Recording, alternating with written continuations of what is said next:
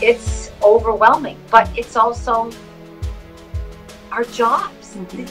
Our job is only going to get harder. It's worrisome.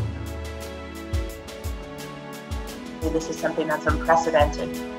Now is not the time to be a cowboy. No one has anything to prove. We're all in this together.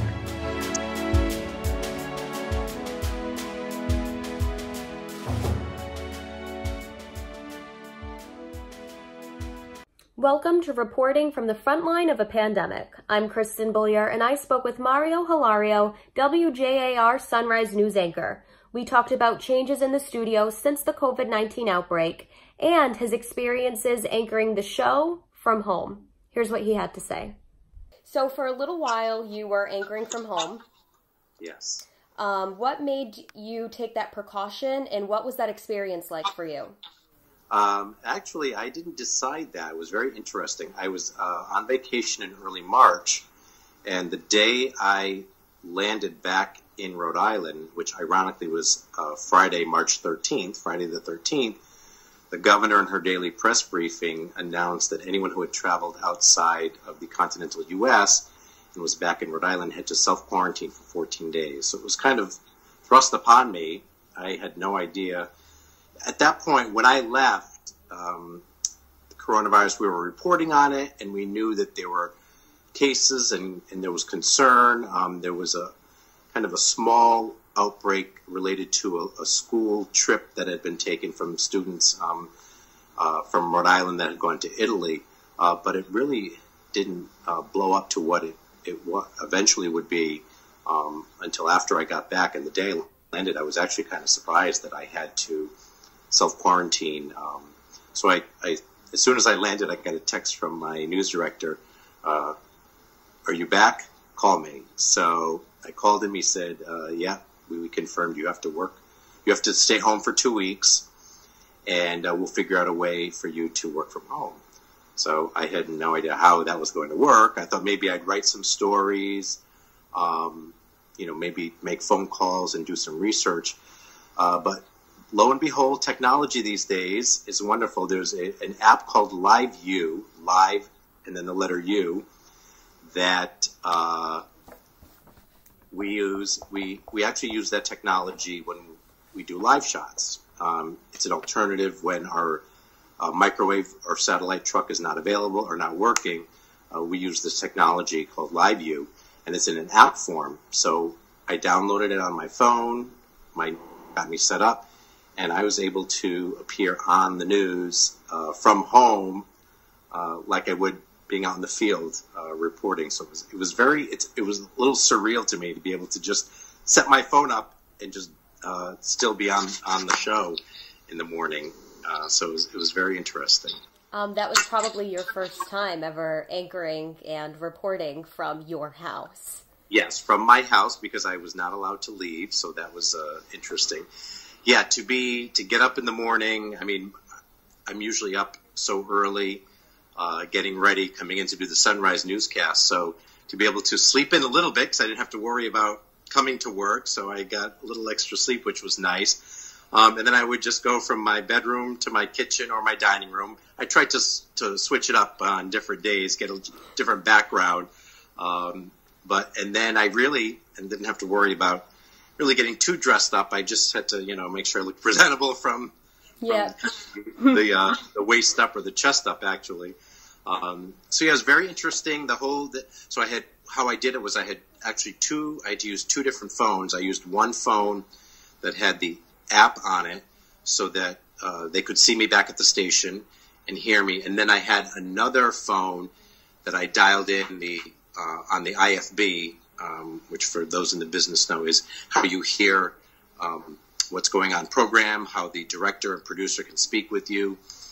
So I had one phone dialed into the IFB. I was using the other phone as my actual camera and my live shot.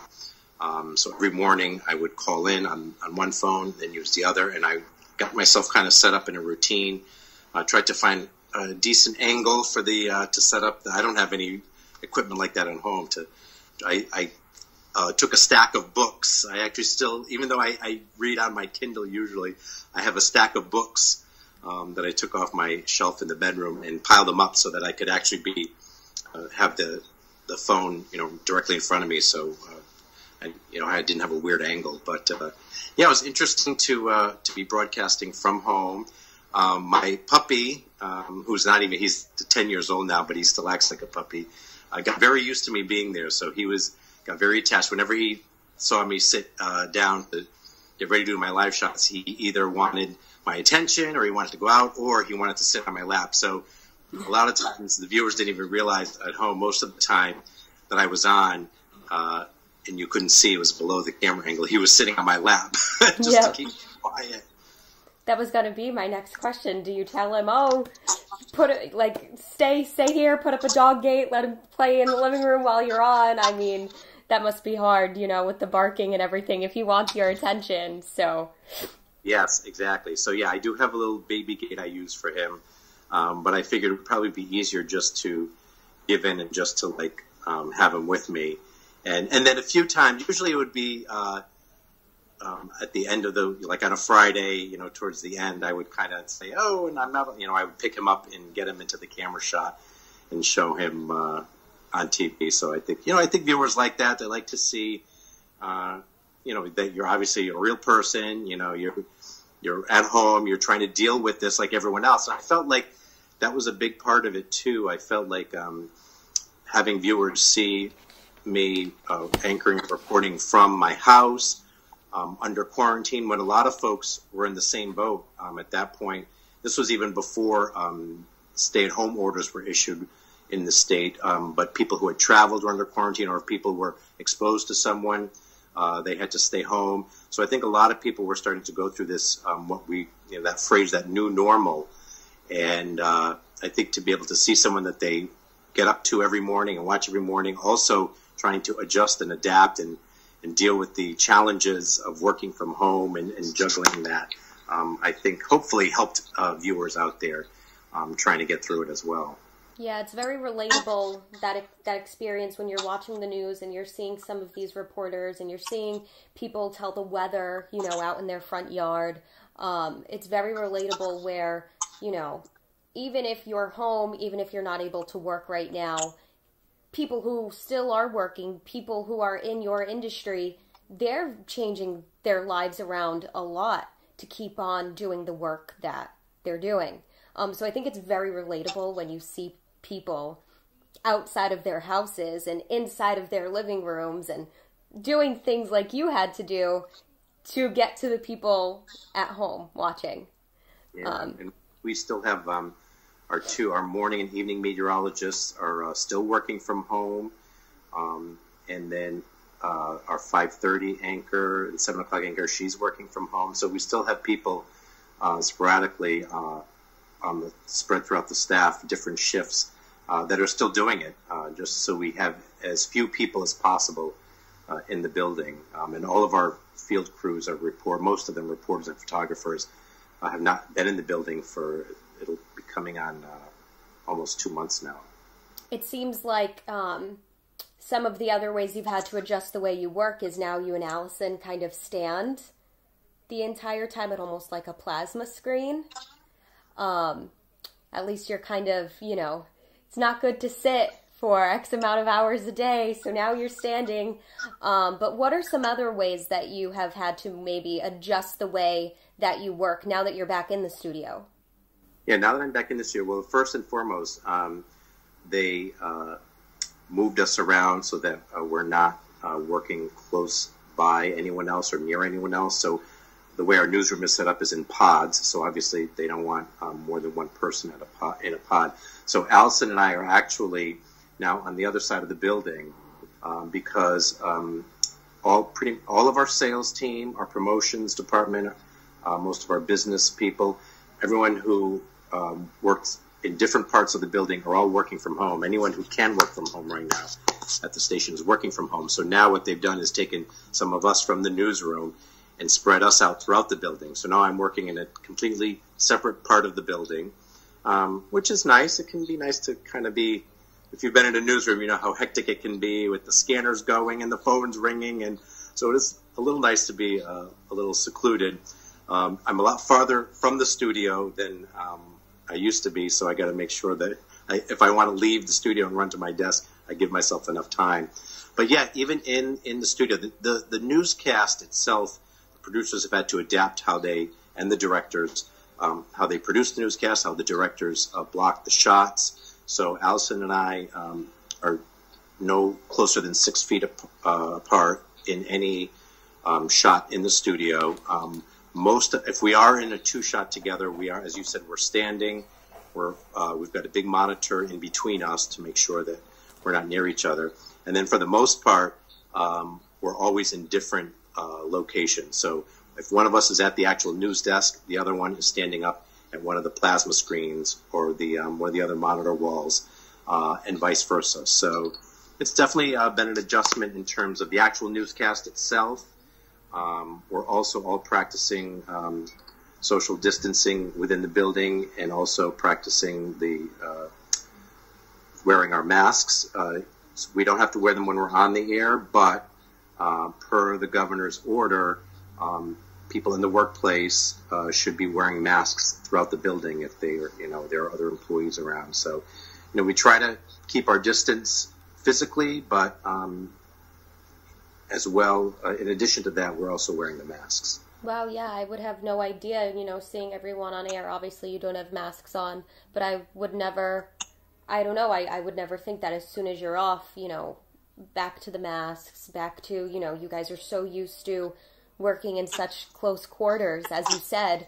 I would never know that you are on another part of the building with how well your station has handled the communication between all of you. It really runs so smooth. You'd never know that it's still hectic, even though you aren't all in close quarters, even though you all aren't in that same area in the studio. So there was a story on this morning with a polar bear playing fetch.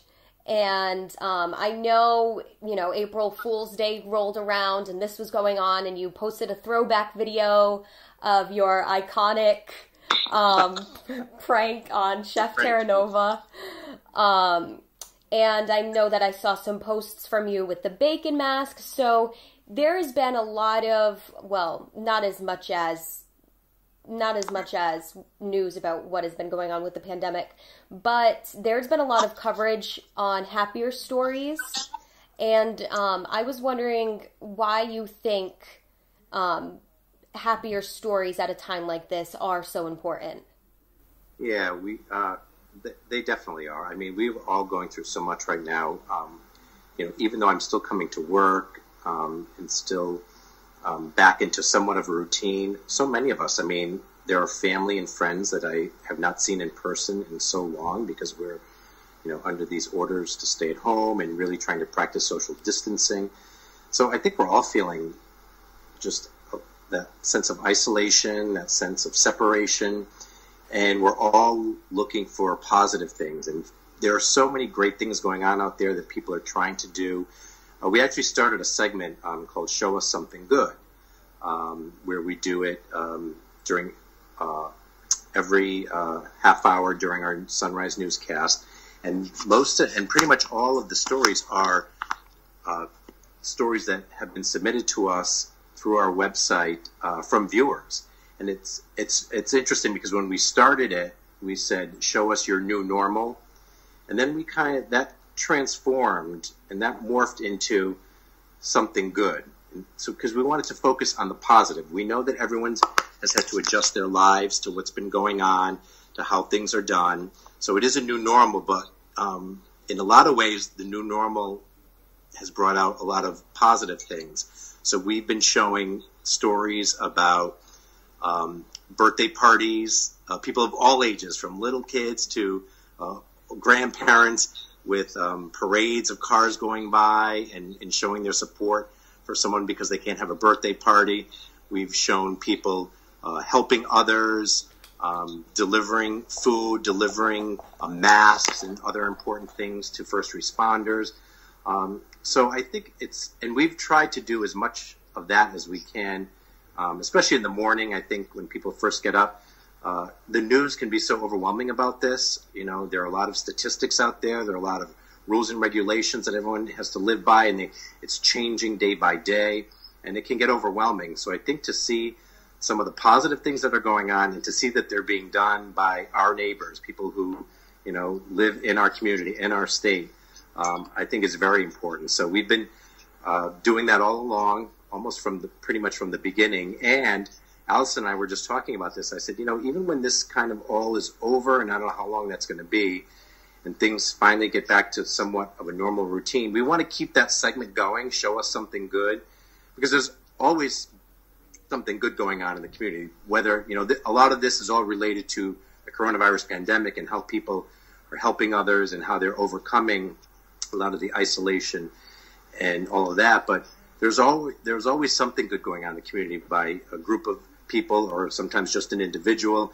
So, you know, we talked about we'd like to keep that going as a segment in the news going forward, so that we can always highlight that. I mean, we always try to focus on positive stories anyway, but I think to actually label it something good, I think we have we have an open that was made, and it's got a little jingle to it, and the graphic says "Show us something good," and just kind of want to help lift people's spirits and show everyone that, you know, we're all going through the same thing, and we can try to find the silver lining.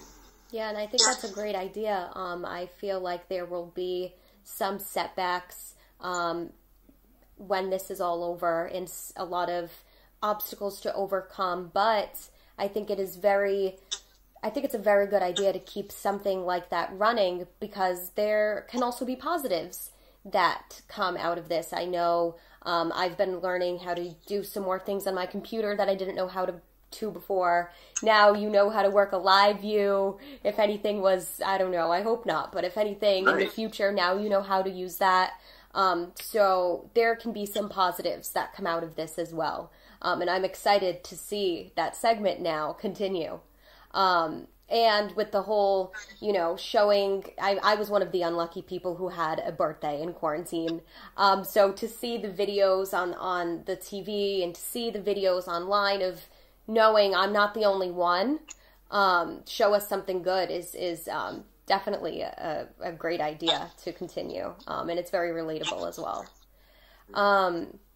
So could you explain the segments that you do with Chef Terranova? I know I kind of noted on him with your April Fool's Day moment there.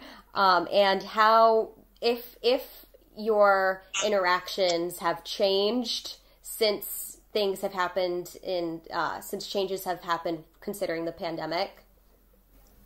Yes, I have to say that this is actually probably the hardest part of this whole thing for me right now, is that we have actually had to suspend doing the segments, and we've been running repeats and airing reruns of the segment on Sundays. So we call them, you know, encore presentation, or here's a Sunday brunch classic, because you know, we just think it's smart not to. Obviously, you don't want to be dealing with food and eating and sharing ingredients and things like that.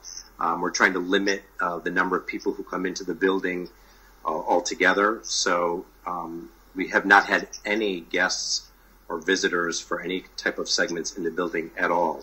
So sadly, I have not recorded any or done any of the new chef segments since all of this started. So I need a bacon fix very, very soon from him.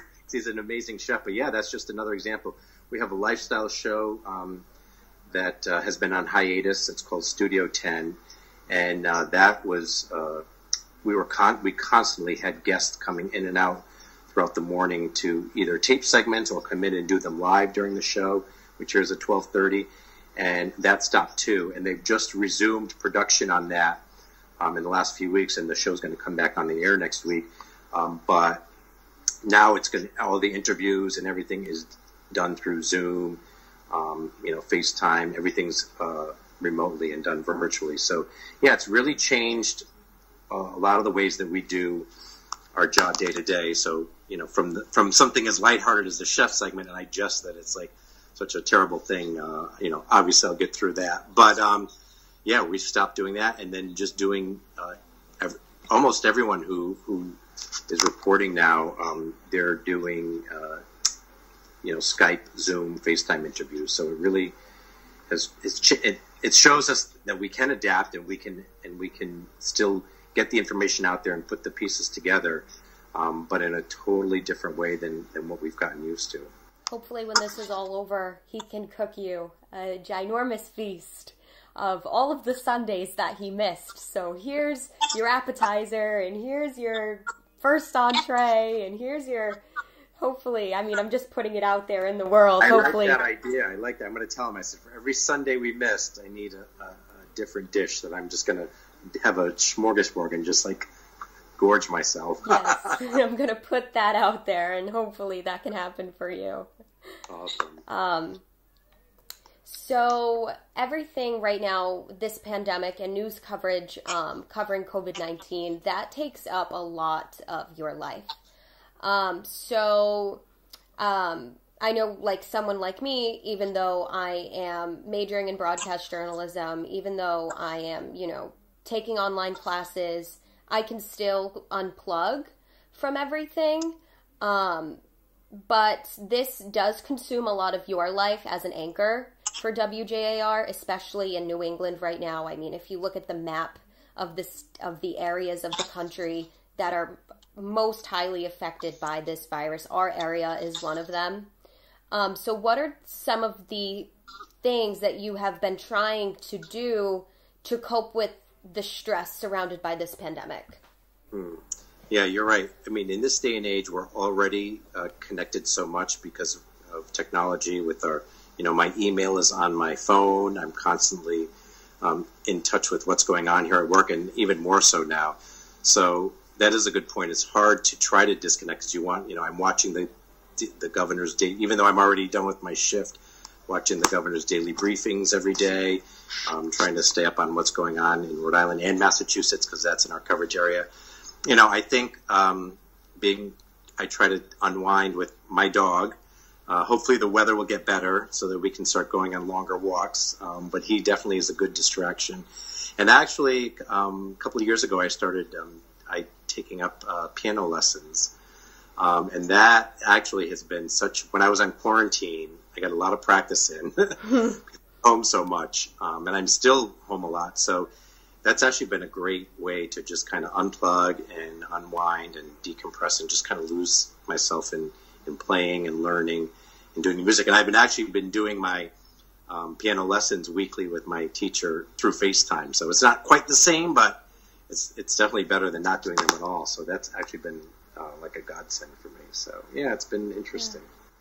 Hopefully phase 1 and phase 2 don't linger on too long, and with these nicer days, maybe some paths. I know some are closed up right now, but maybe we can slowly but surely get those open. So while you and while other people are working in a time like this, we have more outlets to go and take our dogs on walks and so working in a time like this could be pretty intimidating, but what are some words of advice that you could give for, I know I have one more semester left, but I do have a lot of classmates right now who are graduating in no time. So what are maybe some words of advice that you could give to any students right now who are interested in going into broadcast, especially at a time like this? Oh boy, I'm sure, I'm not sure what the job market is like right now. I'm sure it's going to be very challenging, unfortunately, because I think right now stations are just kind of hunkering down and trying to adapt and adjust to a new way of doing things, and they're probably not making a lot of big changes in terms of staffing and everything like that. So I would just say, like I would, on any given year, but this year especially, is just be persistent without being,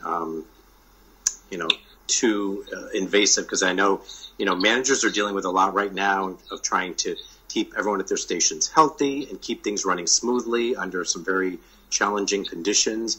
So, you want to definitely be on the lookout for things that are available, be persistent about it, and stay on top of what's going on right now, because no matter where you're looking, obviously things are different in different parts of the country. But right now, this is the story that is the story of, it could be the story of our lifetime, really, when you think about it. I mean, these are unprecedented times in terms of what's been happening in this country, and this is going to be the news story probably for some time to come. So, the best thing I can say is definitely stay on top of it. Know as much as you can about it, because that could give you an edge or help you. If you are looking to get hired and there's an opening, and you're armed with a lot of information about what's going on, and been watching the coverage and how to cover it and to handle it. So, but just wish everyone best of luck. Yeah, thank you. I would like to thank Mario for his words of advice and for taking the time out of his schedule to do this interview with me. And I would like to thank all of you for watching this episode of Reporting from the Frontline of a Pandemic. Again, I'm Krystin Beaulieu, and I spoke with Mario Hilario, WJAR NBC10 Sunrise News Anchor.